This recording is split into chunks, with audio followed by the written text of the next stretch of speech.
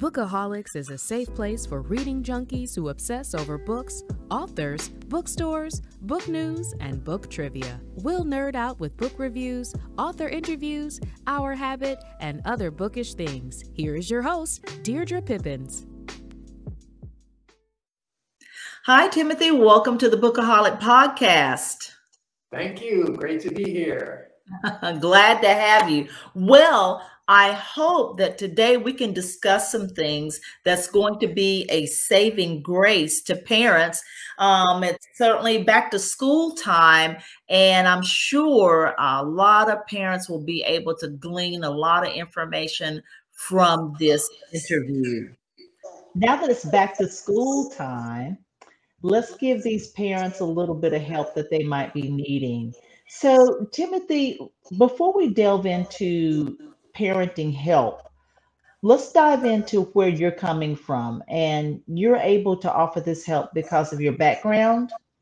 Yes. And years ago, I used to think that if what you say made sense, it doesn't really matter what your background is. But nowadays, with so much misinformation and intentional disinformation on the internet, Yes, I got to justify myself. So I've got a master's degree in education, over 10 years in both public and private schools, both as a teacher and administrator, and over 30 years in the martial arts, teaching everybody from preschoolers through senior citizens. And I think that gives me a unique perspective because I can combine the Eastern view of education and the Western view of education. Oh, yes, I understand what you're saying there. Now, let me ask you this. Are you a parent? No, but I've had Ah, thousands of kids. okay. Because, for some people, I remember my mother, this was many, many, many years ago, and she used to talk about Dr. Spock.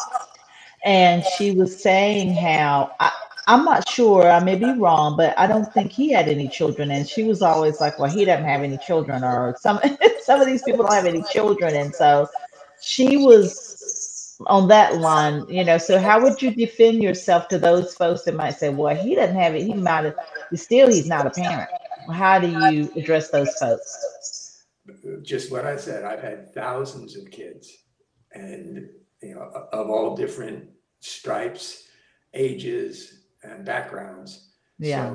So that I think gives me a broader perspective. But what I've done, in addition to my 30 years of educational research, the last 3 or 4 years I spent researching on parenting and developmental psychology. So most of what I say has a research back to it. Now, that's current research. That doesn't mean it'll change. For example, are eggs good for you or bad for you? Right. It depends on what year you're living. That has changed. So at least according to the current research, most of the things I say are backed up by that research and not just my experience with 1 or 2 kids. Got you. Well, you talk about four-dimensional children and two-dimensional children. Can you tell us what a two-dimensional child is? Well, it's not two-dimensional children. It's a two-dimensional world. Got you. That's right. And we live basically in a two-dimensional world. You and I right now are on that. We're on a flat screen. Those who can see us. If they're just listening, it's not even that. It's just a 0 dimension, just sound. Right. But the 2 dimensions, basic geometry, if you remember probably elementary school, is length and width. Those are the 2 dimensions. And then what happens when you get off the computer and into the real world, you have depth. And then according to H.G. Wells, you also have time. So if I don't exist for any duration, you don't really see me. Right. So a 4-dimensional world is getting your kids off the screen, off the telephone, off the TV, into the real world. But then I also draw the parallel to the 4 dimensions of human beings. I believe we are physical beings, mental beings, emotional beings, and spiritual beings. And even if you're not religious, you're not big on a spirit, at least you believe in morality, the difference between right and wrong. So that's the spiritual realm that I talk about. And so when you're raising a 4-dimensional child, you got to think about his or her body, mind, emotions, and moral education. Wow, exactly. And I was going to ask you, how do you handle those parents who may not be spiritual and they hear that spiritual, they quickly dismiss you just because of that? And exactly that. If you're not spiritual, and I consistently try to stay away from any one religion. But again, even if you're an atheist, hopefully believe in right and wrong. Right. And there are stages of moral development. And so the way you appeal to the morality of a 3-year-old, a 5-year-old, a 10-year-old, and a 14-year-old are completely different. And if you don't understand that, it's like talking to the wall, because you're talking on a level they don't understand. Right. Exactly. And I think a lot of people call themselves humanist, so they should agree with you on that, moral plane that you're speaking of. And especially, this is one of the things that is, in my opinion, terribly missing from the school system, the education system, is that moral education. And so if you go to church, you go to temple, you go to synagogue, you meditate. Right. Or you just give your child rules, like if you say it, you do it. Your word is your bond. Just simple morality like that. Don't lie. Exactly. My sons were had a very varied education. They started off with private school, and then they went to public school because we wanted to make sure that they had a balance of life. The private school was very protected, as you can imagine. But one component that I did love about that private school is that they did have that spiritual component. It was not a religious school. It was just a private school, but they did things like promoting good citizenship, which encompasses what you're speaking of. Absolutely. And part of my martial art background, this is why I actually left the teaching profession to go to full-time martial arts, was that the physical dimension is pretty lacking in the school system. You get maybe 1 hour of PE or a half hour of recess, and the kids are just nervous all day. You need that physical outlet and the physical education. Nowadays, they do have social, emotional education. They didn't back when I was in the school system, and that's a big component. But the moral education and the martial arts, it's important to teach somebody how to punch somebody, but it's much more important to teach them when to punch somebody and when not to punch somebody. So that was what I enjoyed more about teaching the martial arts than teaching in the school system. Exactly. Well, let's get into your book. It's Raising 4-Dimensional Children in a 2-Dimensional World.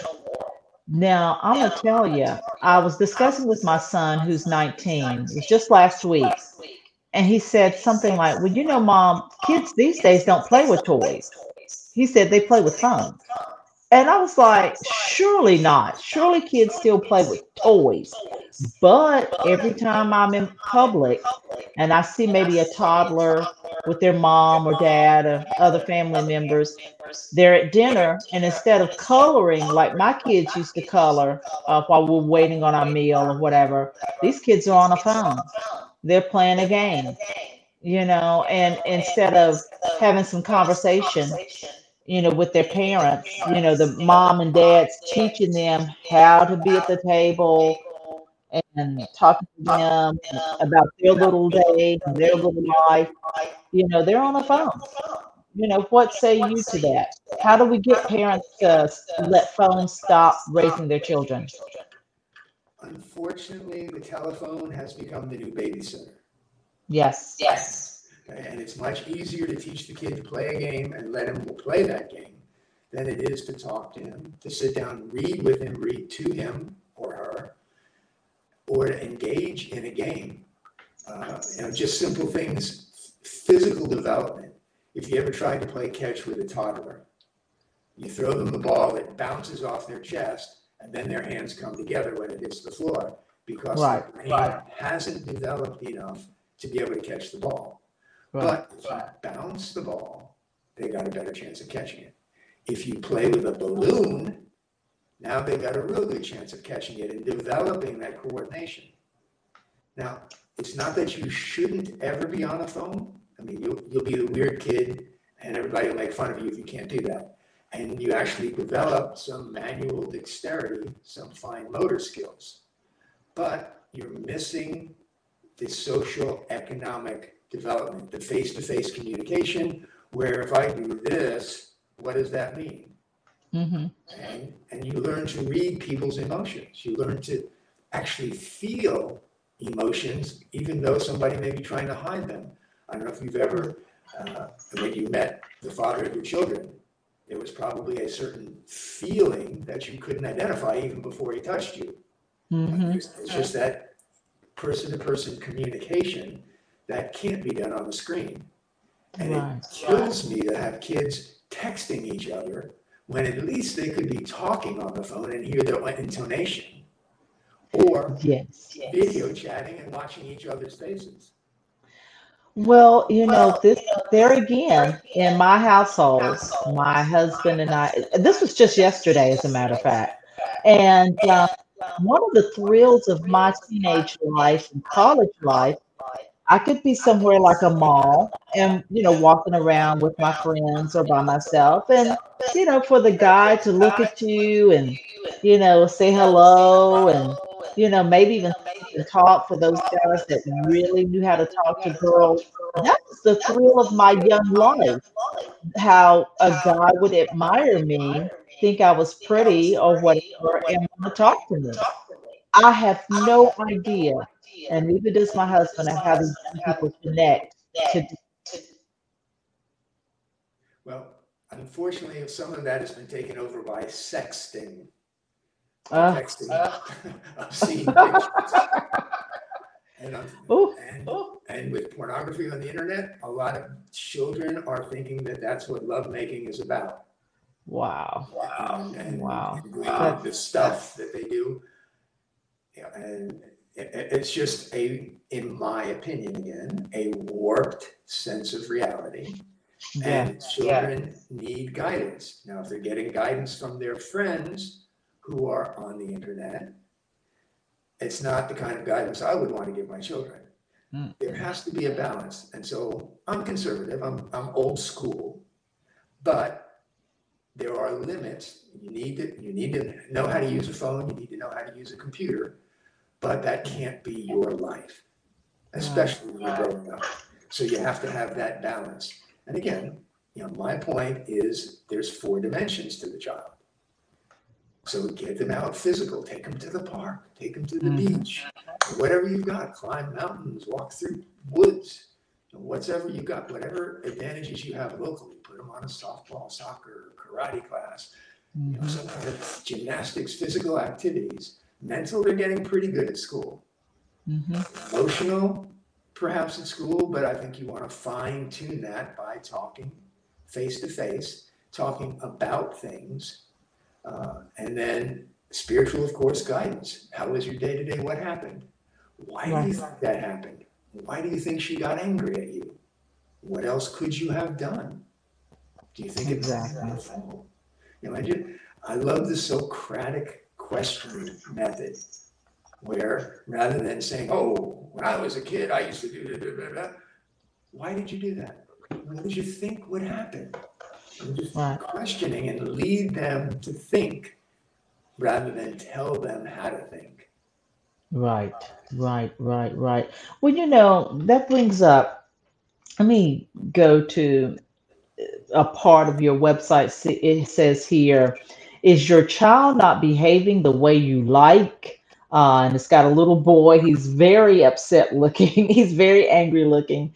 And it says, getting angry and you don't understand why, spending too much time on the phone or gaming. Here's some parenting to help give you both a brighter future. Well, now let's go back. You said you're old school, and let's go back to really old school.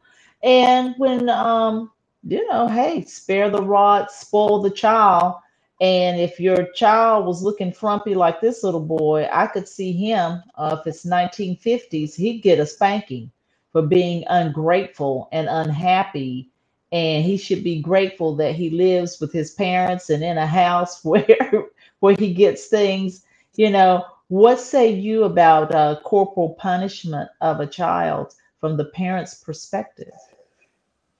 And a lot of this is age related. Again, back to the development of the brain, what the child can understand at that point in time.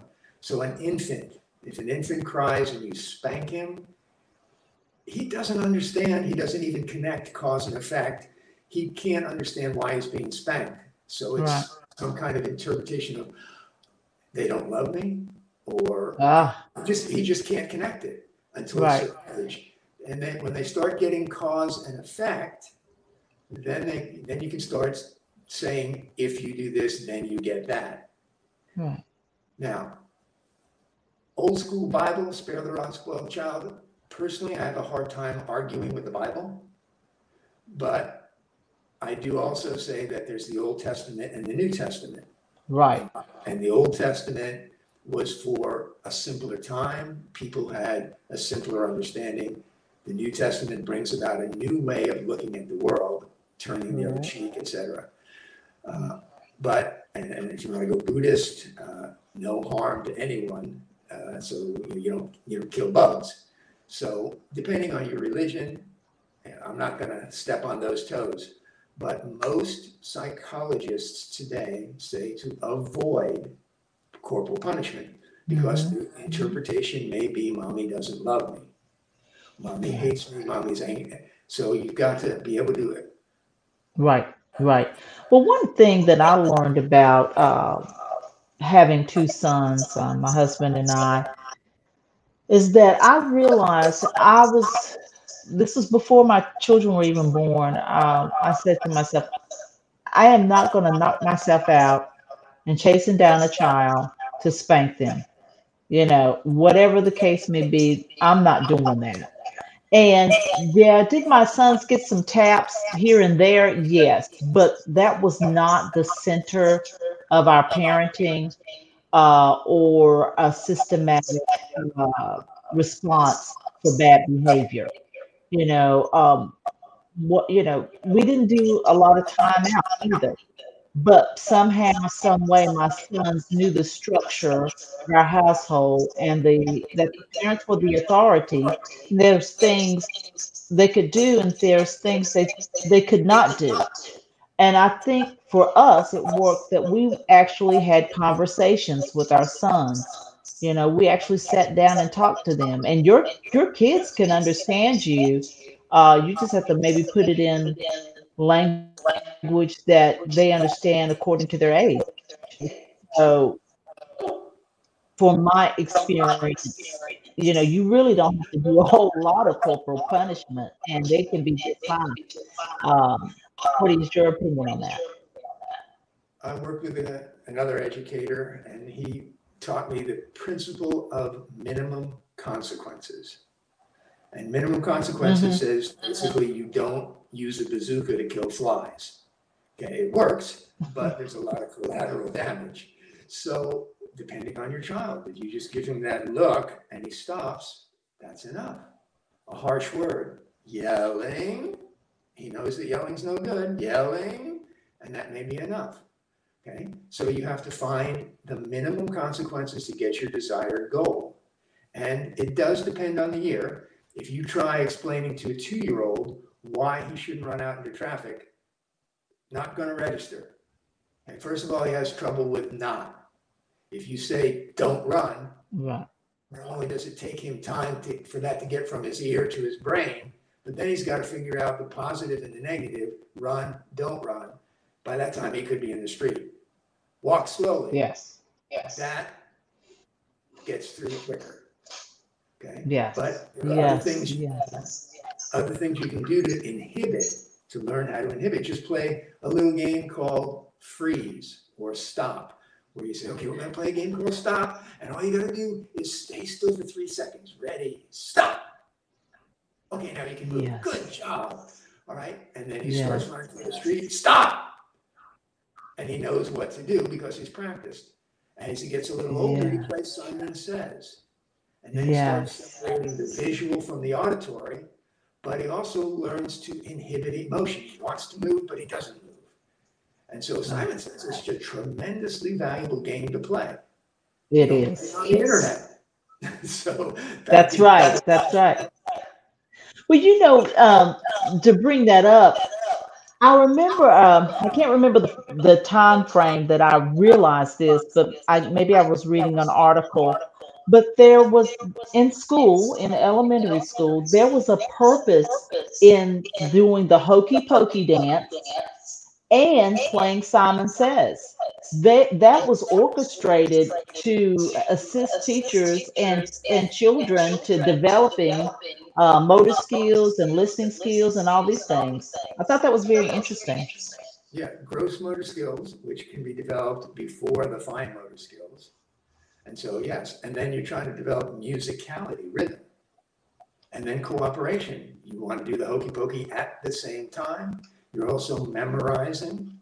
So there's a whole lot going on in that game. Very simple game, and a lot of the traditional childhood games have that benefit, have multiple benefits. Yes, yes. Well, you've got over 400 activities in your book that can help parents and their children. Can you tell us about 2? Yeah, well, like I said, I just talked about stop. Yep. Oh, yes. I just talked about the Simon Says. Yes. So everybody knows how to play I Spy. I Spy with my little eyes. Something blue. Oh, it's that little plaque behind you. All right. But how about Joy Spy?